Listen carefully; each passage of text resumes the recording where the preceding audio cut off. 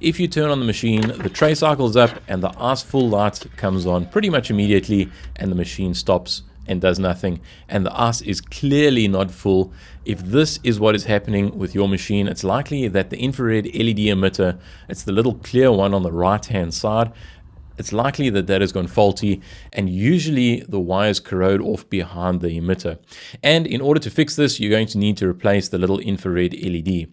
Before you go ahead and open up your machine and replace the infrared LED emitter, I think it's a good idea to try and bypass the ice full function to check if everything else on the ice machine still works. Now, there is a bit of a workaround to force the machine to make ice, and that is to press and hold the select button for at least 10 seconds, and then the machine will override the ice full sensor and it'll start making ice again. But do remember that nothing will stop the machine when the ice is full.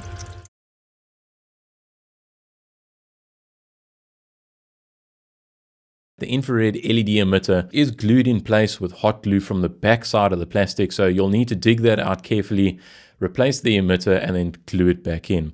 And this is what we fixed by removing the LED emitter from an old TV remote and soldered it in place of the one that had come off, and the machine worked perfectly after that. A better option is to buy a replacement infrared LED emitter. They are pretty cheap and easy to come by, and then go ahead and solder and glue that back into place. I'll leave more information in the description as to where you can get a replacement IR emitter. But if you are stuck like we were at the time, using an infrared emitter from an old remote might be an option to consider trying. If your ice machine doesn't look exactly the same as this one, not to worry, it doesn't matter where you are in the world. These portable or countertop ice machines are basically all exactly the same inside. They just look a little bit different on the outside. So please, if you will, go ahead and share this video with all of your friends or anybody that you know has got one of these portable ice machines. You may end up saving them a whole lot of money and a whole lot of frustration if their ice machine starts giving them problems.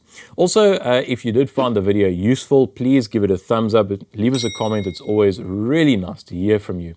And there should be another video that pops up right here. Go check that out. I think you'll find it interesting. Thank you very much for watching. We'll see you next time. Cheers.